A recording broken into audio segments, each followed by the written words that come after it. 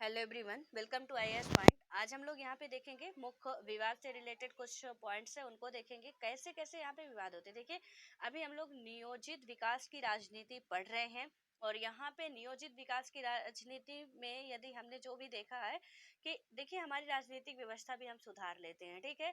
यानी कि अब ये था कि इलेक्शन कमीशन वगैरह का गठन हो चुका था, अब हमें इलेक्शन कराने थे। हालांकि 1951 से ही इलेक्शन होते हैं और उसके बाद हम आज़ाद भी हो चुके थे और ये सारी प्रोसेस हो चुकी थी। अब ये था कि देश की जो जनता है उसको किस तरीके से हमें क्या करना है कि यहाँ पे उनकी हर एक चीज़ों को ध्यान में रखना है, कैसे उन्हें साथ में लेके चलना है। इसके लिए ये काम करना जरूरी था, जो कि यहाँ पे नियोजित विकास की राजनीति की बात की गई है, ठीक है।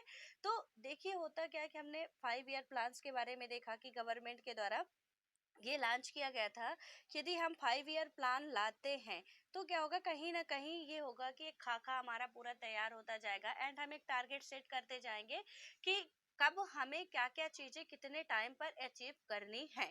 तो इसमें से पूरा किया गया। हालांकि कुछ हमारे 5 ईयर प्लान थे ऐसे जो कि उम्मीद से ज्यादा हमें प्रॉफिट दे गए थे, बट कुछ ऐसे थे जो कि बहुत ज्यादा। देखिए, तीसरा जो आता है आपका 5 ईयर प्लान, जो थर्ड था, उसमें क्या होता है कि हम बहुत ज्यादा मात खा जाते हैं। और मात खाने की वजह भी मैंने आपको बताया था कि एक तो हमारे युद्ध हो चुके थे, ठीक है, और एक नहीं दो दो युद्धों की स्थिति बन गई थी। और दूसरी बात क्या थी यहाँ पे कि अकाल भी हमें झेलना पड़ गया था, सूखा भी आ चुका था। और इससे क्या हुआ कि हमारा उम्मीद से बहुत कम, हमने 5.6 रखा था लेकिन 2 पॉइंट पे ही हम रह गए। तो ये आप कह सकते हो कि कभी ज्यादा पाए कभी कम पाए। ज्यादातर यही हुआ है कि हम उम्मीद से कम ही अचीव कर पाते थे। कुछ ऐसे 5 ईयर प्लान है, टोटल 12 5 ईयर प्लान लॉन्च किए गए थे।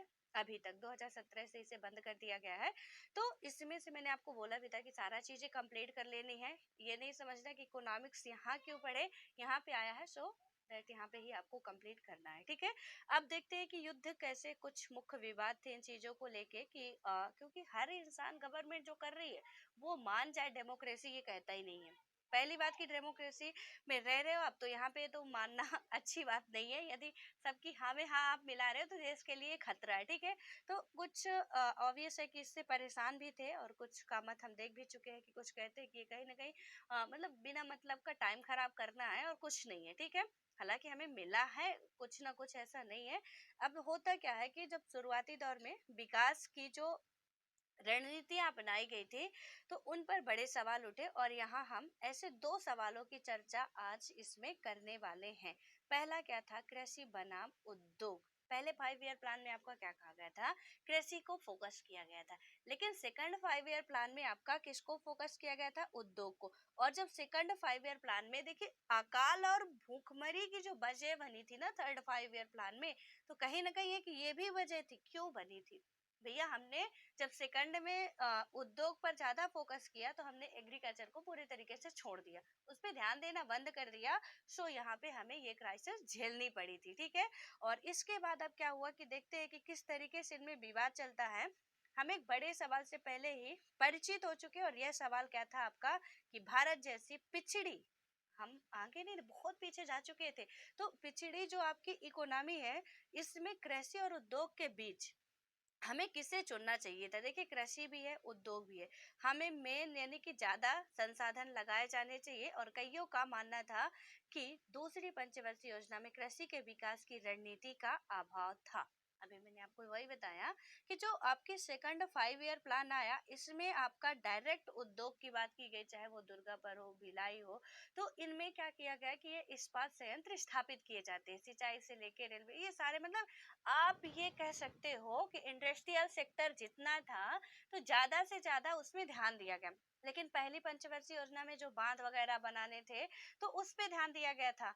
तो ये सारी चीजें आप एक दूसरे से लिंक करेंगे तो बहुत अच्छे तरीके से समझ पाएंगे। इसमें क्या हुआ किससे कर देखिए फैक्ट, तो यहाँ पे मैं एक बात आपको क्लियर कर दूं कि फैक्ट आपको लूसेंट से भी रखने को मिल जाएंगे, आपको अदर बुक से भी फैक्ट रखने को मिल जाएंगे। प्लीज कॉन्सेप्ट समझिए। इसमें 5 ईयर प्लान जो दिया गया है तो अब आप ऐसा मत समझिएगा कि मैडम ने तो 2 3 ही कराए हैं। देखिए, एक आपको कॉन्सेप्ट बिल्डअप कर रहा है कि किस तरीके से हमारे भारत की इकोनॉमी जो थी उस पे काम किया गया और कैसे कैसे ग्रो कर रही थी, ठीक है, या कैसे कैसे वो डाउन हो रही थी या अप जा रही थी, इस पे हमें ज्यादा ध्यान देना, फोकस करना है। एक थ्योरी के फॉर्म में यहाँ पे आप प्लीज फैक्ट के चक्कर में मत पड़िएगा, जितने भी फैक्ट आ रहे हैं मैं लिखवाती जा रही हूँ, यदि आप लिख रहे होंगे तो बहुत अच्छी बात है, क्योंकि मैं अपनी तरफ से कोई गलती नहीं छोड़ रही हूँ, तो आप लोग भी लिखते जाइएगा।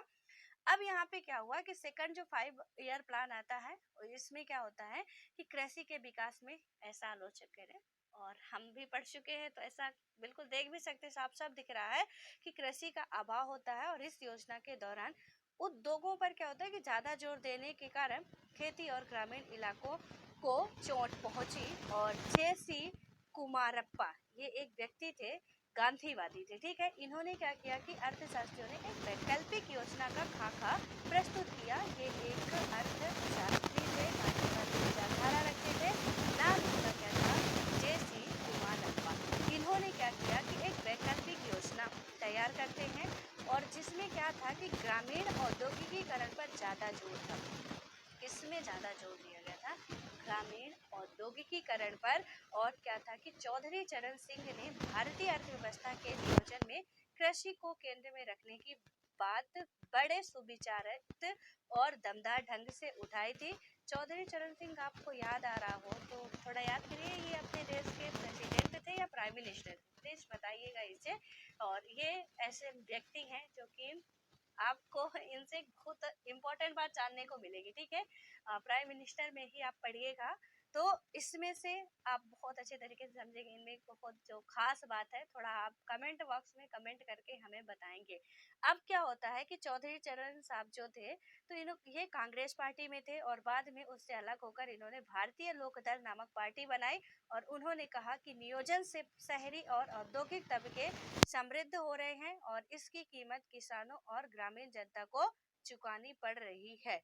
ऐसा उन्होंने कहा था कि मतलब जो ग्रामीण जनता में आपने किसका हमने लोभ डाल दिया, उद्योग का। अब देखिए, मैंने कल भी आपको एग्जाम्पल बताया था कि जब हमारे सामने एक तरफ से पैसा मिल रहा है, ठीक है, दूसरी तरफ हमें क्या हो रहा, कड़ी मेहनत के बाद भी उतना नहीं मिल पा रहा। यानी कि उद्योग में क्या है कि हम आज काम करने जाते हैं, शाम को हमें पेमेंट मिल जाती है, या मंथली भी पेमेंट मिल रही है, तो ठीक है कि हमारा पक्का है कितना मिलना है, हमें मिल रहा, और उससे बेशक हम अपने महीने भर का अपना जो राशन पानी है खरीद सकते हैं, अपनी जो बेसिक नीडें हैं पूरी कर सकते हैं। अब कृषि में क्या हुआ कि किसान भी जो थे, तो उनको क्या लगा कि इसमें तो कोई फायदा है नहीं, और उस टाइम पे जो भूमि का था सिस्टम वो भी काफी बेहतर नहीं था, तो इनको लगा कि इतना कोई फायदा तो मिलता नहीं है ना, तो और गवर्नमेंट भी कृषि के लिए कुछ ज्यादा खास कर नहीं रही थी, ठीक है। और यहाँ पे देखिए कि जैसे अभी हम लोग उर्वरक वगैरह का इस्तेमाल करते, पहले ऐसी भी व्यवस्थाएं नहीं थी, तो उनको लगा कि इसमें जितना हम खर्च करेंगे उतने को तो इसमें कमा लेंगे, तो वो इधर को छोड़ के कहाँ को जाने लगे, अब जाने लगे उद्योग की तरफ। तो बहुत से किसान जो थे तो कहाँ को कन्वर्ट हो गए, उद्योग के साथ चले गए।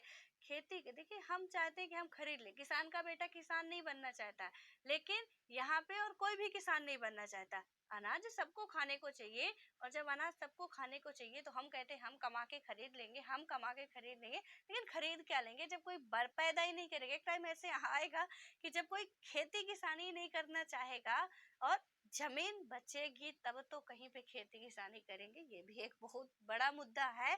और आगे देखिए अभी क्या क्या झेलने को मिलेगा। अभी तो फूड क्राइसिस हमने श्रीलंका में बात की है कि आया है, अभी आगे आगे देखते चलिए कहाँ कहाँ क्या होता है। अब इसके बाद क्या हुआ कि कई अन्य लोगों का भी सोचना था कि औद्योगिक उत्पादन की वृद्धि दर को तेज किए बिना, यानी कि जो आपका है औद्योगिक उद्योग है उसका वृद्धि दर आप ज्यादा तेज ना करके मकड़ जाल से छुटकारा नहीं मिल सकता था। और इन लोगों का तर्क था कि भारतीय अर्थव्यवस्था के नियोजन में खाद्यान्न के उत्पादन को बढ़ाने की रणनीति अवश्य ही अपनाई गई थी। और इसमें क्या कहा गया, यानी कि एक कह रहे हैं कि उद्योग की बात ही नहीं की गई, तो दूसरे कह रहे हैं कि उद्योग का बहुत अच्छे तरीके से ख्याल रखा गया था, सॉरी, खाद्यान्न का। और इसमें क्या होता है कि निर्धारों के बीच संसाधन के बंटवारे के लिए कानून बनाए थे। नियोजन में सामुदायिक विकास के कार्यक्रम तथा सिंचाई परियोजनाओं पर बड़े रकम खर्च करने की बात की गई थी। अब भाई बात की गई थी, अब खर्च कितना हुआ वो तो अंदर की बात वही जानते हैं। उसके बाद हुआ कि नियोजन की नीतियां असफल नहीं हुई। जो भी यहाँ पे नीतियां बनाई गई थी नियोजन की कि हमें इस तरीके से करना है, तो एक भैया कह रहे हैं कि ये असफल नहीं हुई है। ठीक है, दरअसल क्या हुआ है कि इनका कार्यान्वयन ठीक से हुआ नहीं है, और क्योंकि भूमि संपन्न तबके के पास सामाजिक और राजनीतिक ताकत ज्यादा थी। और इसके अतिरिक्त क्या था कि ऐसे लोगों की एक दलील यह भी थी कि यदि सरकार कृषि पर ज्यादा धन राशि खर्च करती है, तब भी ग्रामीण गरीबी की विकराल समस्या का समाधान ना कर पाती। ये भी सही बात है कि यदि गवर्नमेंट कृषि पर उद्योग ना लाती, देखिए एक चीज से तो हमारा कुछ हो नहीं सकता। ठीक है, हमें उद्योग भी चाहिए, कृषि भी चाहिए, यानी कि प्राइमरी सेक्टर हमें जरूरत है, बहुत ज्यादा जरूरत है, जो प्राथमिक है आपका।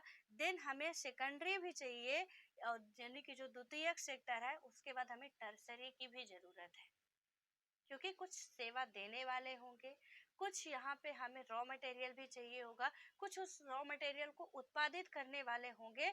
तो इन सब की हमें जरूरत है, और तब जाके हमारा आगे का डेवलप हो पाएगा। ऑब्वियस है कि यदि उद्योग बस से आप गरीबी दूर करना चाहो तो कतई नहीं होने वाली है। ठीक है, या तो आप कृषि बस से करना चाहो तो नहीं होगी कि अरे हमारे देश में तो आधे से अधिक जनता कृषि पर डिपेंडेंट है, हम क्या करते हैं कि एग्रीकल्चर के अलावा किसी की बात नहीं करेंगे। तो आपको क्या लगता है कि एग्रीकल्चर के अलावा आप किसी पे बात नहीं करोगे? बहुत से ऐसे जो खाद्य कंपनियां हैं, जो कि वहां पे उर्वरक कंपनियां बना रही हैं। ठीक है, तो उसमें से वो भी एक टाइप का उद्योग ही हुआ ना, वहां पे भी कुछ लोग सेवा ही दे रहे होंगे। तो ये चीजें नहीं होंगी। आज हमारे एग्रीकल्चर में भी विकास हुआ तो कहीं ना कहीं एक तरीके से उद्योग डेवलप हुआ।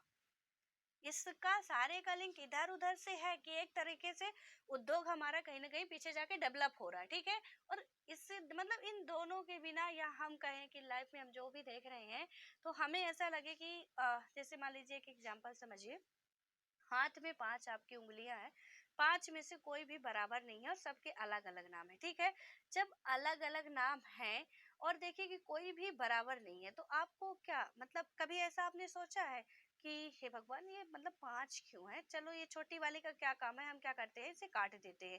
कभी आपने नहीं सोचा। और यकीन मानिए कि अभी हमें ये नहीं अंदाजा हो पाता कि इस छोटी वाली उंगली का क्या काम है। लेकिन जब क्या होता है कि हमको चोट लगती है, यानी कि जब भी हमें चोट लगे, उसके बाद हमें समझ में आएगा कि इस उंगली का या इस फिंगर का हमारे इस बॉडी में क्या कीमत थी। उस टाइम हमें बहुत इसकी कीमत रखेगी कि हे भगवान यदि ये होती तो हम इसको यानी कि मुट्ठी भी बांधते तो ऐसे ये ज्यादा सपोर्ट करती इधर पीछे से। ऐसे ही है कि जरूरी हमारे लिए सब है।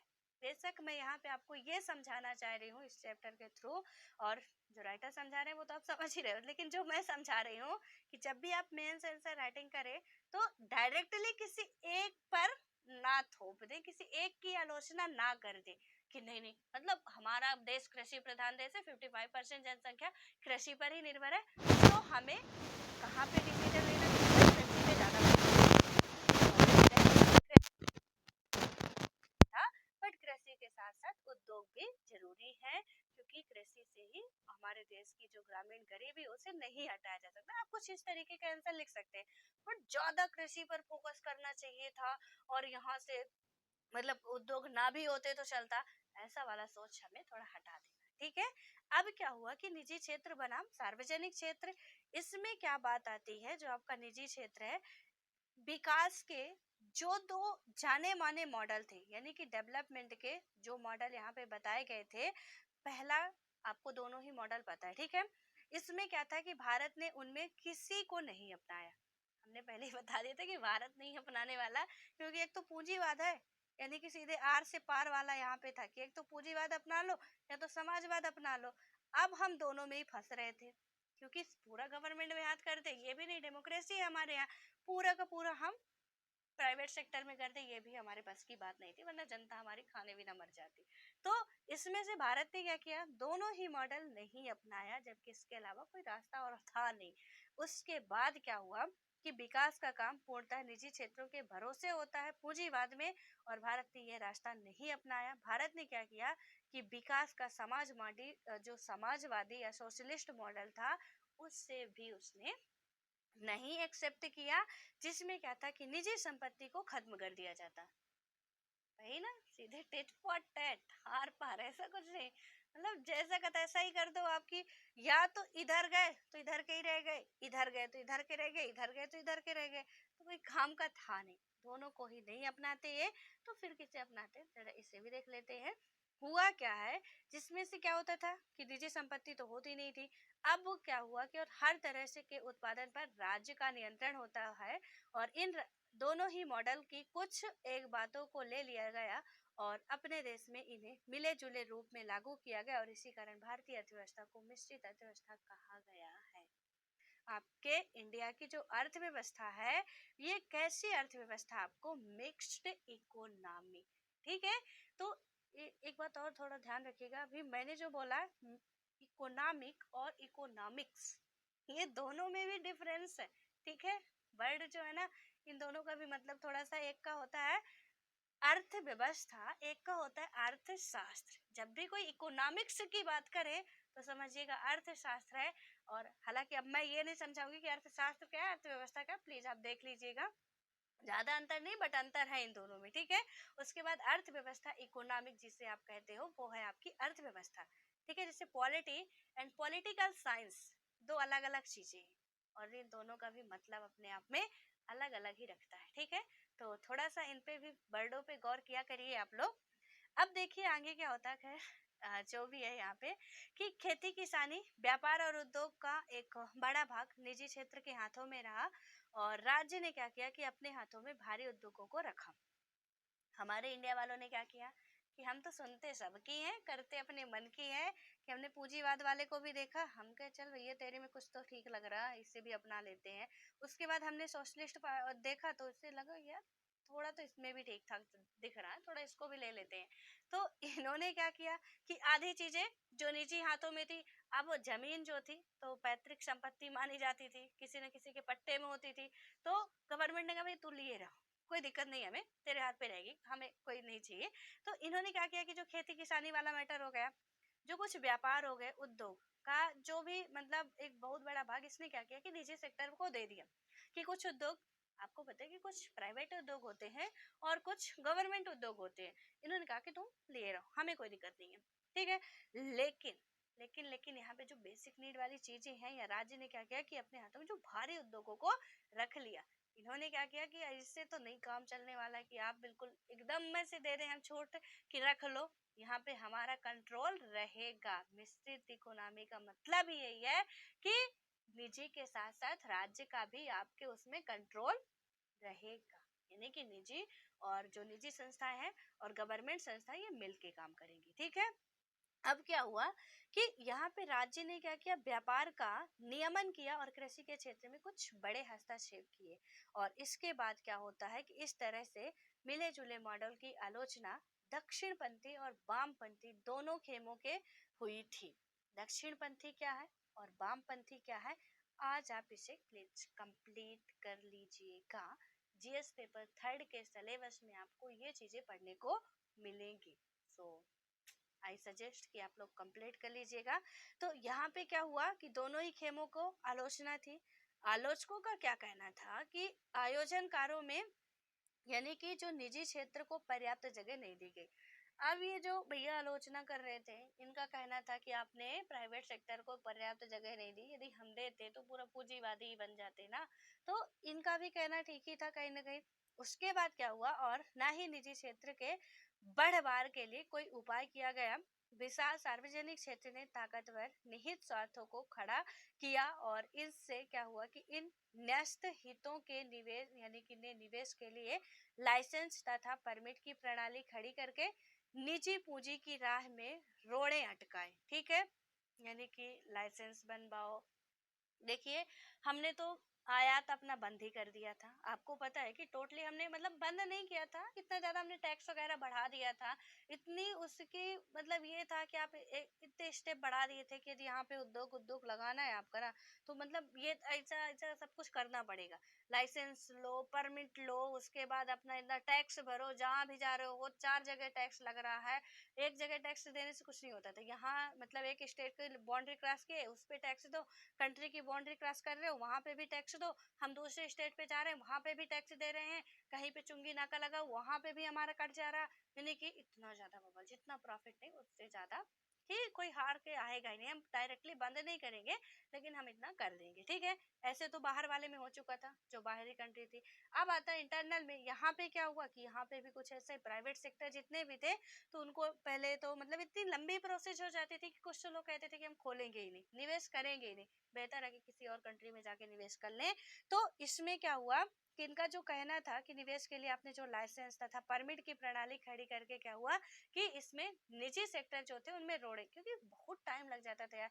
वो पहले आपने सुना होगा, कई सारी हम लोगों ने कहानियां पढ़ी हैं, हिंदी की बुक में आती थी कि भैया फाइल दब गई है, उसे उठाने के लिए कुछ पैसा चाहिए, या तो फाइल को आपको खुलवाना है तो उसके ऊपर कुछ ऐसे कहते थे कि कुछ थोड़ा बहुत वजन चीज रखो तो खुलेगा। वजन चीज इन द सेंस कि आप थोड़ा बहुत यहाँ पे पैसा दो या कुछ और चीजें ऐसी कीमती दो ताकि हम फाइलों को आगे खोल सके। देखिए इतना डिजिटल उस टाइम पे हम नहीं थे, और जब डिजिटल नहीं थे तो वहां पे यदि हमें एक कोर्ट के अंदर जाना है ना, कोर्ट के अंदर आपको घुसना है, तो यहाँ से पैसा देना स्टार्ट कर दो। बाबू हो गए, जितने भी ये हैं वकील वकील जितने, मतलब सबको पैसा देते जाओ तब जाके आप यहाँ तक पहुंचोगे। ये सिचुएशन थी। एक फाइल को हमें साइन कराना डीएम के पास तक यदि हमें जाना है, तो उससे पहले पहले हमें यहाँ से पता नहीं किस किस से परमिशन लेनी पड़ेगी, और तब जाके हम यहाँ तक पहुंचेंगे, और तब तक हम वैसे भी हमारे चप्पल जूते सब घिस गए रहे होंगे। इसलिए ये हर एक इंसान के बस की बात नहीं होती थी कि आज हमारा मन कर रहा। तो अभी हम लोग क्या बात कर रहे हैं, स्टैंड अप इंडिया, ठीक है, और स्टार्टअप इंडिया की बात कर रहे हैं। लेकिन पहले क्या था कि ऐसा कुछ वर्ड था नहीं कि स्टैंड अप स्टार्टअप, हम अपना जो भी जहां भी स्टार्ट करना चाह रहे हैं, कुछ भी उद्योग करना चाह रहे हैं, कर ले रहे हैं, मजे से कर ले रहे हैं, इतना कोई दिक्कत नहीं होती। ऑनलाइन भी फॉर्म भर दो, सारी चीजें आपका हो जाएगा। लोन भी लेना है वो भी आपको इजीली अवेलेबल है अब। लेकिन पहले जो समस्या आती थी, उससे कहीं ना कहीं ये लोग आलोचक जो कह रहे हैं ऐसा कि आपने ये काम करके कहीं ना कहीं इनको थोड़ा सा नीचे गिराने की कोशिश की है। अब आगे देखिएगा, अभी इनका गवर्नमेंट का भी तर्क आएगा। देखिए मैं आलोचना, और जब आलोचना होती है तो बड़े अच्छे तरीके से ही कर लेते हैं, जब शाबाशी होती है उसको भी बहुत अच्छे तरीके से हम लोग पूरा समझ लेते हैं किस तरीके का है, ठीक है। तो क्योंकि क्वालिटी होनी चाहिए, आलोचना भी करो तो ऐसे करो कि सामने वाले को लगे वाह वाह क्या बात है, मतलब आलोचना भी बड़ी दमदार हो रही है। तो यहाँ पे भी कुछ ऐसे ही है कि इसमें भी कहीं ना कहीं आपने मतलब गवर्नमेंट ने गड़बड़ किया। अब क्या हुआ कि इसके अतिरिक्त सरकार ने ऐसी चीजों से के आयात पर बाधा आयद की है कि जिन्हें घरेलू बाजार में बनाया जा सकता हो, और ऐसी चीजों के उत्पादन का बाजार एक तरह से प्रतिस्पर्धा विहीन है। इसकी वजह से क्या हुआ है कि निजी क्षेत्र के पास अपने उत्पादों की गुणवत्ता सुधारने अथवा उन्हें रास्ता वो सॉरी सस्ता करने का कोई हड़बड़ी नहीं रही, और सरकार ने अपने नियंत्रण में जरूरत से ज्यादा चीजें रखी, और इससे क्या हुआ कि भ्रष्टाचार और अकुशलता बढ़ गई। क्योंकि डिजिटल इंडिया उस टाइम था नहीं, डिजिटल इंडिया था नहीं, तो मैंने बताया ना कि एक फाइल उठाने के लिए कितना वजन रखना पड़ता था। तो वहां पे मतलब जब तक आप नहीं रखोगे तब तक वो कुछ ऐसा होता नहीं था। एक था पेंशन से रिलेटेड था कुछ, मतलब एक चैप्टर था, हम लोग 6 या 7 क्लास में था हिंदी में।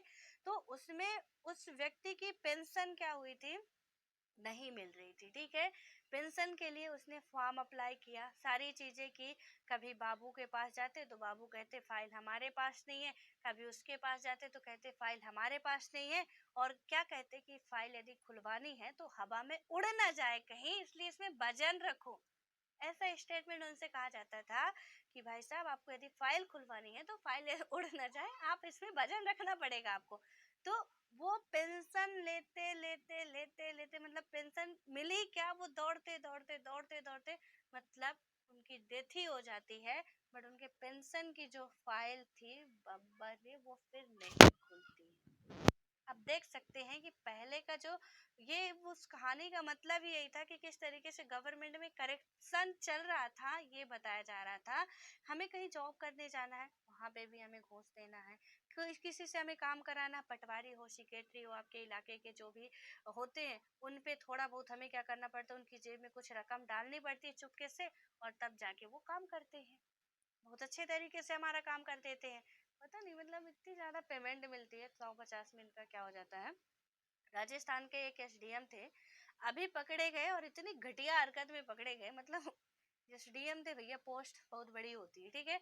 अब इनका क्या था कि लेना ही था, घूस ही लेना था, तो कुछ बड़ी रकम लेते, 15,000, बाप रे, मतलब अपनी सैलरी का दादा तिया तो ले ही लेते। 15,000 इन्होंने घूस ली थी, और उस 15,000 ने इनकी सारी नौकरी और सारी बनी बनाई इज्जत, सब कुछ जो था खाक में मिला दिया। ये 15,000, मतलब इतनी ओछी हरकत कि लेना ही था, घूस ही ले रहे हो तो फिर बहुत बड़ी रकम लो ना भाई, इतने पे क्या हो जाएगा, कौन सा बंगला खड़ा कर लोगे इतने पे आप। लेकिन आप लोग ऐसा मत करिएगा प्लीज, जितना आपको मिल रहा उतने में ही खुश रह पाएंगे, चोरी की रकम कभी बाहर नहीं निकाल पाएंगे आप। तो फिर वो चोरी का माल दीवालों पे ही सेट करेंगे या कहीं और सेट करेंगे, तो बेहतर है कि मतलब लेना ही नहीं चाहिए हमें, वही अच्छा होगा ना। क्योंकि वही होता है कि फिर जो भी करप्शन के रुपए होते हैं, जलाने में भी हर जगह कभी रेट बढ़ जाए। मूवी वगैरह में देखे होंगे आप लोग कि बहुत नेता होता के पास बहुत पैसा रहता है, ये लोग कहते हैं जब भी इनके यहाँ रेट पर ये क्या किए कि तो दीवार में चिपका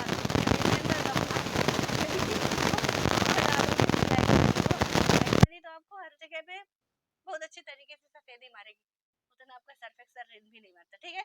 लेकिन उसके बाद जो होगा ब्लैक मनी, वो आप छुपाते छुपाते थक जाओगे, और छुपाओगे नहीं, बाहर निकालोगे।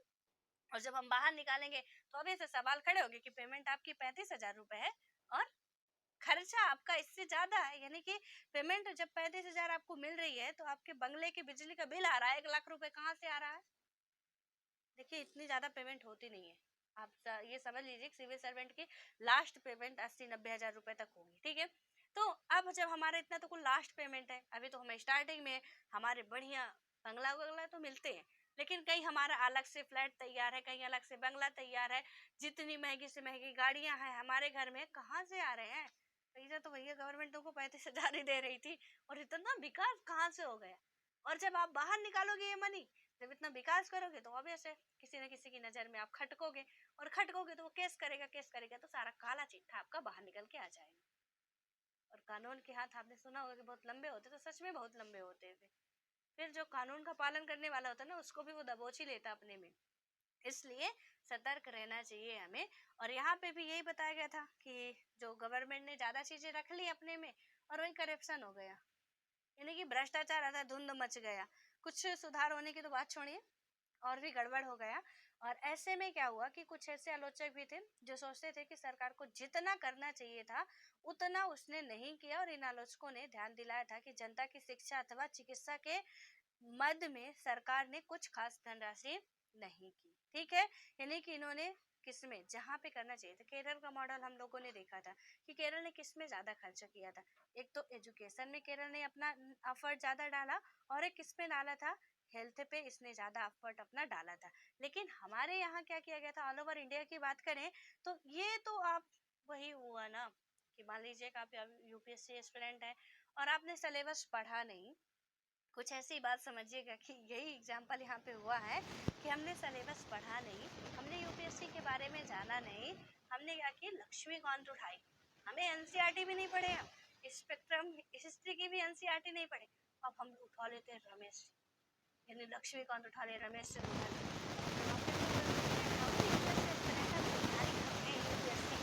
हमें कोई पूछने भी, तैयारी कर रहे हो, पढ़ना क्या क्या है इसमें, अरे किताब में जो लिखा सब पढ़ना है ना, हम क्या छोड़ना है। और आपको सिलेबस में तो कुछ पता नहीं है भाई, आप दौड़ पड़े बस यूपीएससी होता है, हमने करना शुरू कर दिया, सिलेबस को हम पढ़े नहीं थे, आज तक हमें याद नहीं है सिलेबस, आज ठीक है, तो हम क्या हुआ, तो आप लोग वाला पढ़े हो जाएगा, हम पढ़ते रहेंगे, सीटी देने गए सीटी में फेल हो गए, ये बताओ कैसे फेल हो गए, क्योंकि आपने ना तो क्वेश्चन देखे थे, ना सिलेबस देखे थे, ना आपको पता था क्या पढ़ रहे हैं, बस आप पढ़ रहे हैं।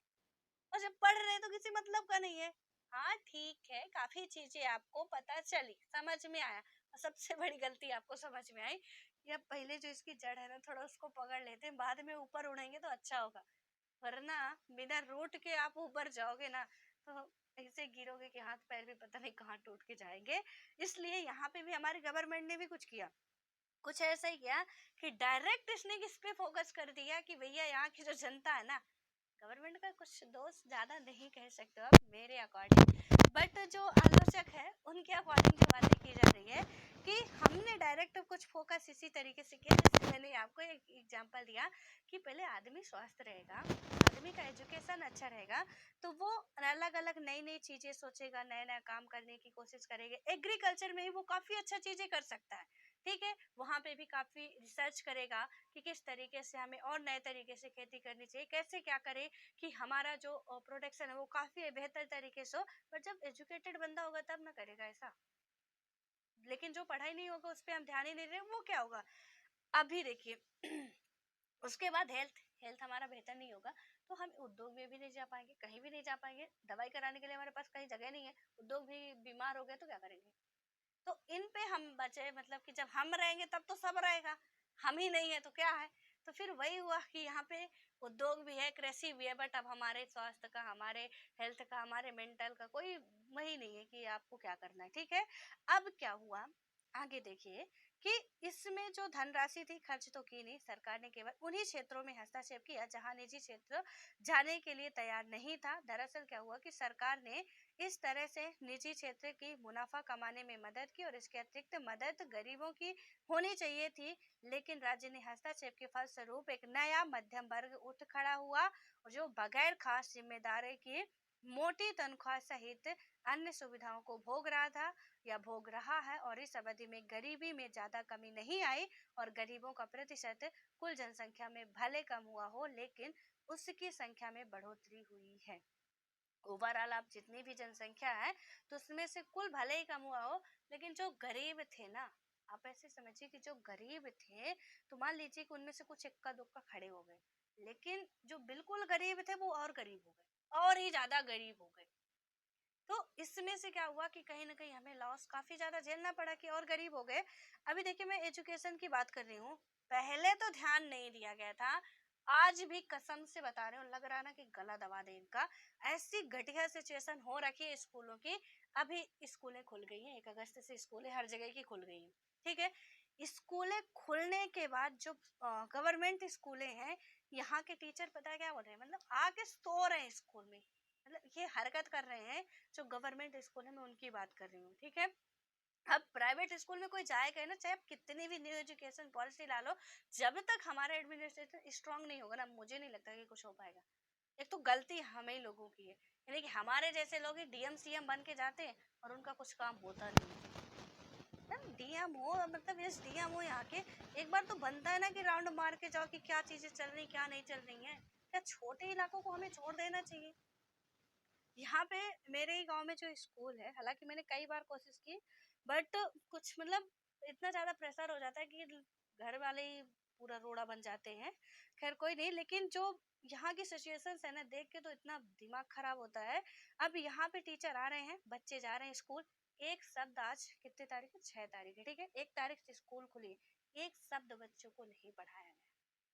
कुछ बच्चों से मैंने मिली हूँ मैं, और उनसे पूछा भी, वो यही कहते हैं कि सर बोल रहे थे कि हो गया अभी 2-4 दिन, थोड़ा और सो लेने दो, उसके बाद तो पढ़ाई करने हो, ये वर्ड इस्तेमाल करते हैं।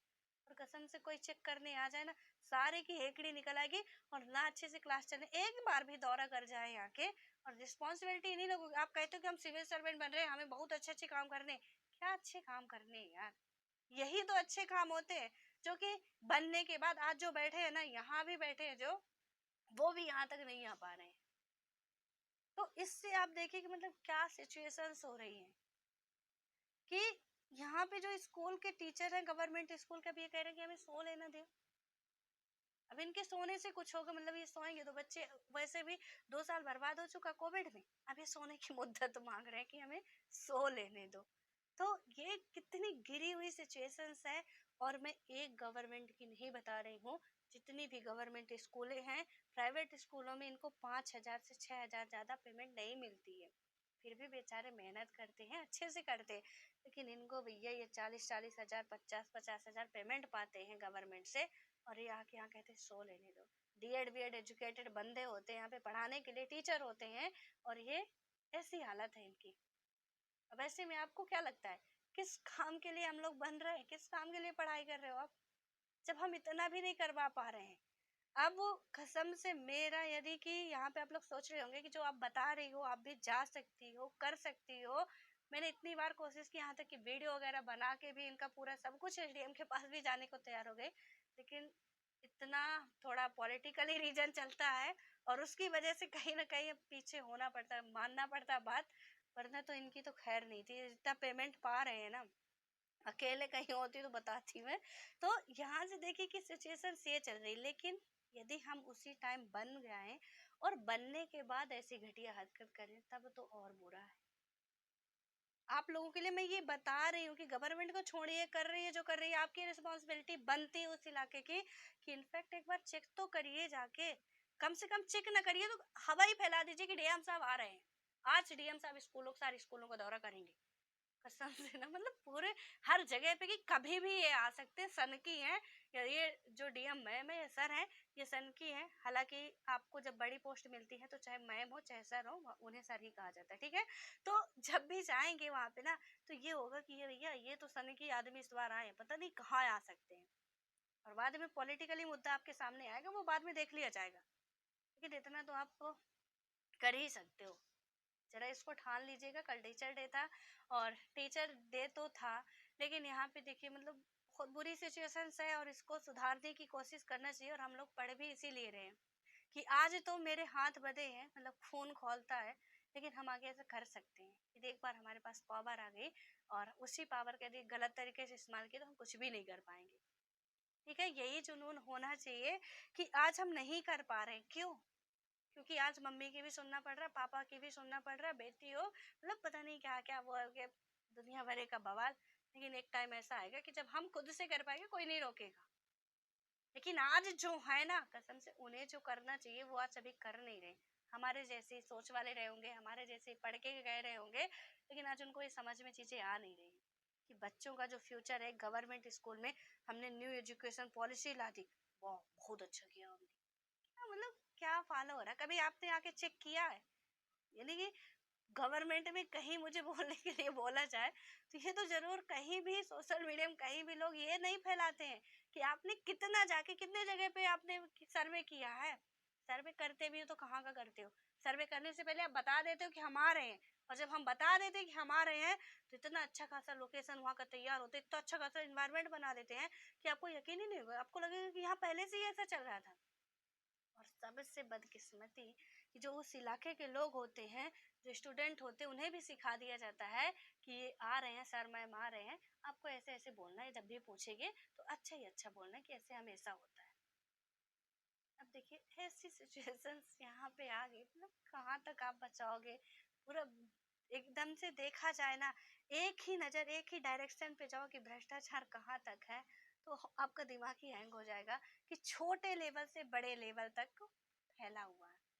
और आज डिजिटल इंडिया हो गई, चाहे कुछ भी हो जाए ना, आदमी के पास दिमाग बहुत है। जब आदमी कंप्यूटर बना सकता है जो कि उससे भी तेज चल सकता है, तो उसका दिमाग समझ लीजिए कि कितना हद तक चलता है।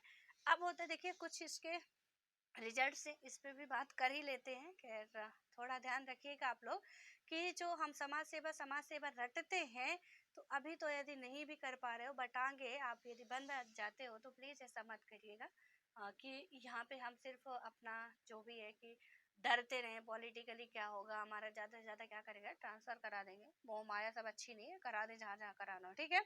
अब क्या हुआ कि आजाद भारत के सामने क्या होता है, तीन मुख्य चुनौतियां थी। थोड़ा सा इसके परिणाम भी देख लेते हैं। तो यहाँ पे जो इसकी तीन चुनौतियां थी वो क्या थी, कि इसकी चर्चा यहाँ 3 अध्याय में हम लोग करेंगे, और मतलब कि कर भी चुके हैं, आगे आने वाले और चैप्टर में देखेंगे। और इसकी तीसरी चुनौती सबसे कठिन साबित हुई, यानी कि नियोजित विकास की राजनीति। पहली, आजादी के बाद बंटवारा।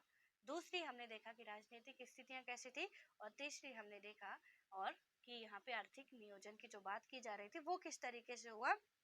देश के आर्थिक विकास और सभी नागरिकों की भलाई के लक्ष्य में आंशिक सफलता मिली। शुरुआती दौर में ही इस दिशा में बड़े कदम न उठा पाने की अक्षमता एक राजनीतिक समस्या के रूप में सामने आई। असमान विकास से जिनको फायदा पहुंचा था वे जल्दी ही राजनीतिक रूप से ताकतवर हो उठे, और उन इनके यानी कि क्या हुआ कि कारण सबकी भलाई को ध्यान में रखकर विकास की दिशा में कदम उठाना और मुश्किल हो गया। यानी कि इसमें क्या हुआ कि विकास की दिशा में जो भी आपके कदम थे उठाना कहीं ना कहीं हमें और मुश्किल हो गया, जो हमने पहले पैतरे अपना लिए थे। अब बुनियाद देखिए किस तरीके की थी। जो नियोजित विकास की जो शुरुआती दौर का क्या था, मूल्यांकन करते समय हमें इस बात में ध्यान रखना होगा कि इसी दौर में भारत के आगामी आर्थिक विकास की बुनियाद पड़ी। भारत के इतिहास की जो कुछ सबसे बड़ी विकास परियोजनाएं इसी अवधि में भी शुरू हुई। और क्या हुआ कि इसमें सिंचाई और बिजली उत्पादन के लिए शुरू की गई भाखड़ा नांगल बांध जो परियोजना थी, हीराकुंड जैसी विशाल बांध परियोजनाएं शामिल हुई। और सार्वजनिक क्षेत्र के कुछ भारी उद्योग जैसे कि इस्पात संयंत्र उद्योग, तेल शोधक उद्योग, ये जो थे इन पे भी काफी ध्यान दिया गया। कारखाने, विनिर्माता इकाइयां, रक्षा उत्पादन आदि इसी अवधि में शुरू हुए थे। और इस दौर में क्या हुआ कि परिवहन और संचार के आधारभूत ढांचे में भी काफी इजाफा हुआ। और भारत के समय यानी कि बाद के समय में कुछ क्या हुआ कि विशाल परियोजनाओं की खूब आलोचना हुई। फिर भी बाद के समय में आप देखोगे कि आर्थिक समृद्धि, जिससे निजी क्षेत्र की आर्थिक समृद्धि भी शामिल और इस बुनियाद के बगैर संभव हो पाती। अब आता है आपका लैंड सुधार, ठीक है। यानी कि जो लैंड रिफॉर्म की हम बात करते हैं या कहें कि भूमि सुधार, इसको हम लोग अब कल देखेंगे क्योंकि ये काफी ज्यादा है और सभी थोड़ा सा दिक्कत है, ठीक है। इसलिए आप लोग बस ध्यान से पढ़ते रहिएगा, जितनी भी कहानी है प्लीज आप उसे समझने की कोशिश कीजिएगा। बहुत अच्छे तरीके से आपका हर एक कॉन्सेप्ट क्लियर होता जाएगा, ठीक है। ये है सरकारी प्रचार गांव तक पहुंचा। सरकारी प्रचार जो है गांव तक पहुंचा, कैसे पहुंचा, क्या हुआ, आप लोग इस स्टोरी को पढ़ लीजिएगा, ठीक है। बेहतर होगा कि आप लोग पढ़ लें इसे। उसके बाद अब हम देखेंगे कि लैंड रिफॉर्म किस तरीके से हुआ, कैसे क्या किया गया, क्या सिस्टम था, सारी चीजें हम लोग क्लियर करेंगे एक एक करके। और अभी से ही किसी के दिमाग में होना कि आगे चल के घूस उस लेना है तो लेना तो भैया अच्छी रकम लेना, वरना तो छोटी मोटी पे गिरना मत, ठीक है। और एक तो लेना ही मत, बुरी बात है, नहीं लेना चाहिए हमें। और सब जानते हैं बुरी बात है। खैर जो भी है आपका अपना ओपिनियन है, बट थोड़ा बेहतर बना के चलेंगे तो अच्छा होगा, ठीक है। दिमाग का इस्तेमाल करना है हमें, क्योंकि हम ऐसी पोस्ट पे जाते हैं जहां दिमाग हमारा चलता है, काम कोई और करता है, ठीक है। और यही सारा पूरा दिमाग का ही खेल होता है। हमें कोई मिट्टी नहीं ढोना पड़ता, पत्थर नहीं ढोना पड़ता ले जाके, हमें बस अपना दिमाग चलाना पड़ता है, हमें ऑर्डर देना पड़ता है। तो किस तरीके से आप फॉलो करवा सकते हो, क्योंकि हम पहले भी पढ़ चुके हैं, गवर्नमेंट स्कीम बनाती है, स्कीम लॉन्च कराना या उसे अमल में लाना एक सिविल सर्वेंट का काम है, ये एक प्रशासनिक अधिकारी का काम है, चाहे लोअर रैंक का हो चाहे अपर रैंक का हो। तो गवर्नमेंट क्या बनाएगी, आपको स्कीम बना दी, गवर्नमेंट ने स्कीम बना दी कि ऐसा ऐसा चल रहा। हमने क्या किया कि अब प्रशासनिक जो है कि उनको अब किस तरीके से हैंडल करना, कैसे वो फॉलो करा सकते, कैसे भी किसी अपने डिस्ट्रिक्ट में, क्योंकि आपको पूरे देश का ठेका नहीं दे रखा किसी ने, ठीक है। आपको एक पर्टिकुलर डिस्ट्रिक्ट दिया जाता है, वहां पे आपको करना है। बड़ी बड़ी बातें हम लोग होने से पहले करते हैं, देश की सेवा करने के लिए हम बन रहे हैं, हम ऐसा करेंगे, हम ऐसा करेंगे, पता नहीं क्या क्या हम हाथ धो डालेंगे। और बाद में पता चलता है क्या है यार, वही लोग हैं, तो कुछ कहीं पे डेवलप होना चाहिए ना। कि हाँ, इस यहाँ पे डीएम साहब आए, यहाँ पे एसडीएम मैम थी, इतना बेहतर तरीके से काम किया यहाँ पे कि काफी ज्यादा वो चल रहा सारा कुछ। यूट्यूब पे ट्रेंडिंग चले मैटर ये नहीं करता है, लेकिन काम उस गांव अच्छा हो जाए, वो गांव या वो इलाका, वो डिस्ट्रिक्ट आपका बेहतर हो जाए, किस तरीके से काम चल रहा है। ज्यादा कुछ करने की जरूरत नहीं होती, आपके पास इतनी पावर होती है ना कि आपकी एज भले ही 21 हो, लेकिन उस पावर ना आपके पास सबसे हाई वाली है। और एक बार शोर भी मच गया कि अरे यार, यहाँ के तो जो एसडीएम साहब आए हैं, डीएम मैम है, इनका क्या है कि ये कभी भी भरोसा नहीं रखता, कभी भी कहीं पे भी बिना बताए जा टपकते हैं। अब जब ऐसा होगा कि कभी भी कहीं भी बिना बताए जा टपकते हैं, आपको कोई रोकने वाला भी नहीं है, ठीक है। तो ऐसे में क्या होगा कि सारे लोग सतर्क रहेंगे। और ऐसे में आपने बता दिया कि चलिए आज हम आपके यहाँ पे आ रहे हैं, कभी कभी ऐसे कर लेना चाहिए। अभी एक डीएम से आप लोग सीख सकते हैं, कुछ ऐसी चीजें भी आपको पढ़ते रहना चाहिए। रहा करिए, अच्छी बात होती है कि कौन क्या काम कर रहे हैं, जो बहुत अच्छे ऑफिसर्स होते हैं जैसे आईपीएस हो गए, आईएएस हो गए, इनके द्वारा कहाँ पे कितना अच्छा काम किया जा रहा। देखेंगे आपकी एक दक्षिण भारत के थे, उन्होंने क्या किया कि अभी जो ये डीएपी यूरिया खाद आपको पता होगा, तो इन्होंने क्या किया था कि गवर्नमेंट से तो ये परमिट वगैरह बना के काफी अच्छी सस्ती कीमत में ले जा रहे थे। लेकिन क्या किया कि इन्होंने कहा कि हम ब्लैक में लाए हैं और यहाँ पे हम आपको क्या कर सकते हैं कि ज्यादा कीमत में देंगे क्योंकि हम चोरी से लाए, हमें इतना पैसा लगा है, अब हम इसकी कीमत इतना देंगे, जबकि वहां से पूरा परमिट वर्मिट इनका बन के आया, ठीक है। लेकिन अब जब खाद देना है यहाँ पे आके तो ये कुछ ऐसा कर रहे हैं। इसके बाद क्या हुआ, जो उर्वरक सामग्री थी जितनी भी थी, इन्होंने क्या किया कि सिविल ड्रेस में गए, मास्क वास्क लगा के गए गए वहां से, तो जो यूरिया की थी 2 बोरियां निकलवाई, ठीक है। और इन्होंने पैसा उसका डबल दिया, पैसा उसने दुकान वाले ने मांगा कि पैसा इसका डबल लगता है, हम ब्लैक में लाते हैं भैया, मतलब जो भी उनका था। अब वो तो सब सुन रहे थे, अब उसे क्या पता था कि हमारे इलाके का यही डीएम है बैठा, हमारे जी का काला है। अब उसने क्या किया, दे दिया, वो लेके गए भी। दोबारा भैया वहां से लौट के आते, मास्क वास्क निकाले बढ़िया, उसको अच्छा चपक लगाए और बोले ये ब्लैक में कहाँ कहाँ से आ गई ब्लैक में, मतलब कि इतना नहीं तुम्हें समझ में आ रहा है कैसे जनता को तुम बता रहे हो, यहाँ पे उल्लू बना रहे हो कि हम ब्लैक में लाके इसकी डबल कीमत तुम हासिल कर रहे हो। गवर्नमेंट वहां से तो बहुत अच्छी चीजों में दे रही है, लेकिन तुम यहाँ आके इनको मतलब बेवकूफ बना रहे हो। और जनता भी है कि ठीक है, वो कोई इतना ज्यादा चेक तो करते नहीं क्या प्राइस चल रहा है क्या कुछ है, गए जितना बोल दिया, अरे जल्दी जल्दी ले लो, ब्लैक पे खोद आएगी वरना मिलेगी नहीं, हमारी धान वान की फसल अच्छी होगी नहीं, जल्दी से ले लो। तो अब इसमें क्या हुआ कि यहाँ पे जल्दी वाला था, उन्होंने उसका सारा काम तमाम कर दिया, चल बेटा अब तो जेल पे जल्दी जल्दी काम करना। तो ऐसे होता है, आप लोगों को भी ऐसे ही करना चाहिए। आप ये मत सोचिए कि आप जाएंगे बहुत हाई फाई लेवल का स्वागत होगा आपको, ऐसा नहीं, ऑफिस पे ज्यादा बैठ के टाइम नहीं गुजारना है।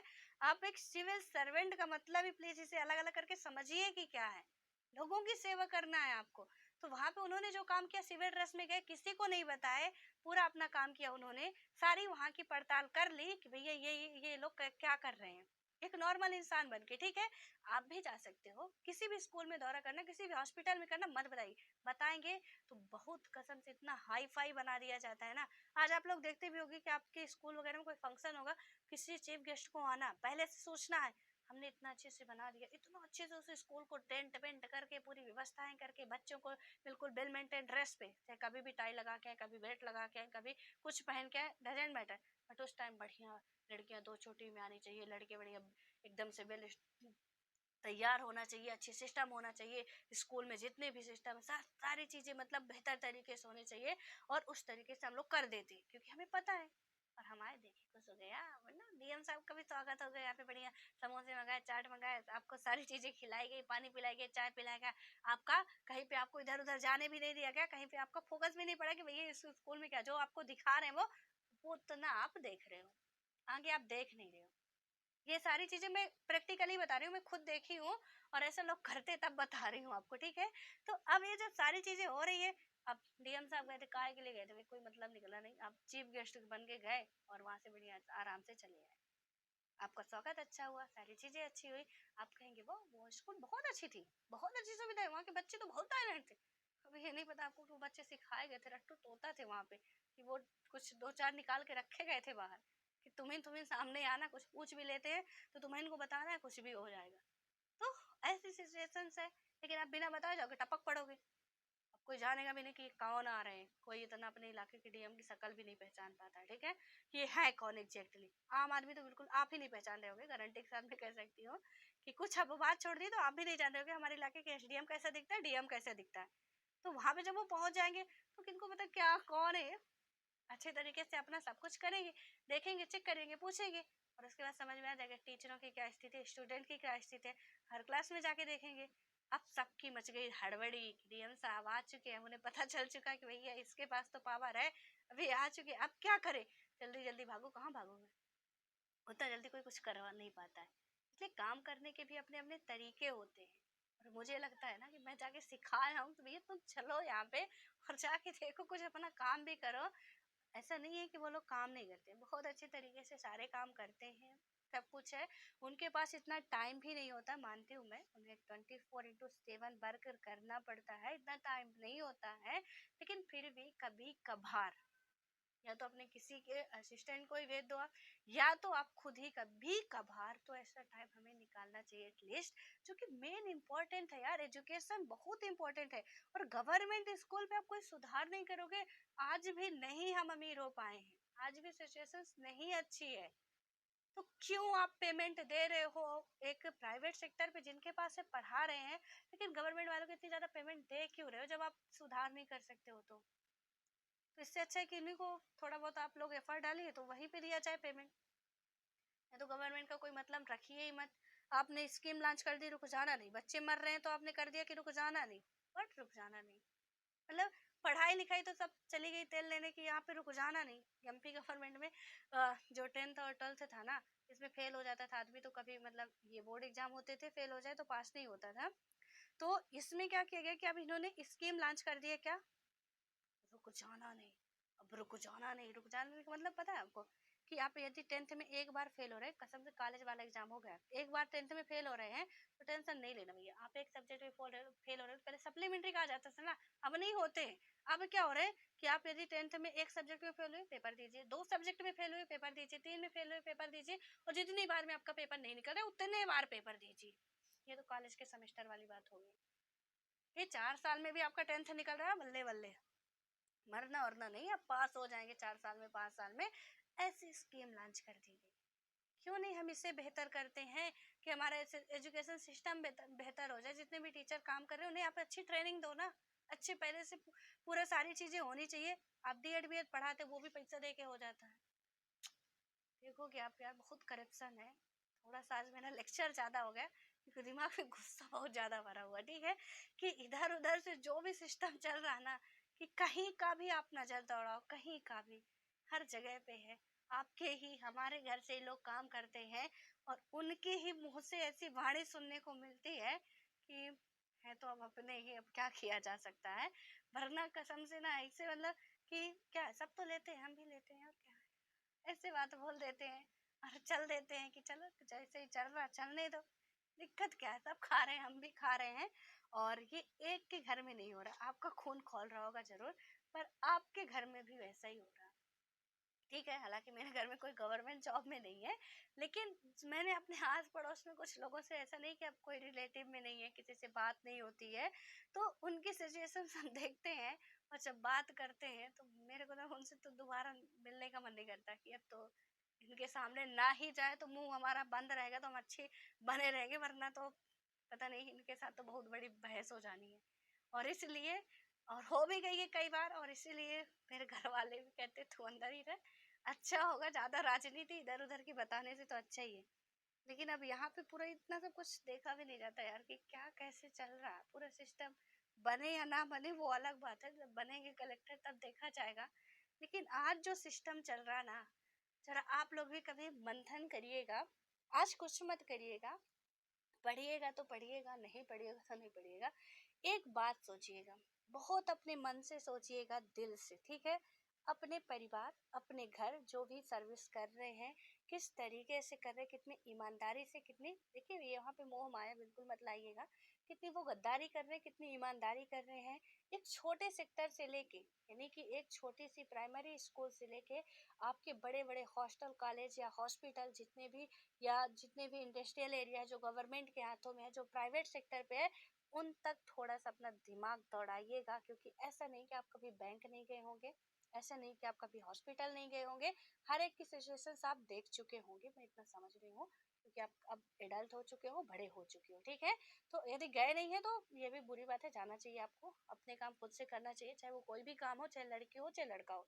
तो देखिएगा और उसके बाद मंथन करिएगा कहाँ से कहाँ तक क्या क्या चीजें चल रही हैं, ठीक है? जरा सोचिएगा और उसके बाद आपका भी ना कुछ ऐसे ही रिएक्शन होने वाला जैसे अभी मेरा हो रहा है। एंड कुछ ज्यादा बोल गई हूँ तो उसके लिए सॉरी, बट थोड़ा आप लोग सोचिएगा, ठीक है? अब हम कल बात करेंगे भूमि सुधार के बारे में और इसको डिटेल से समझेंगे।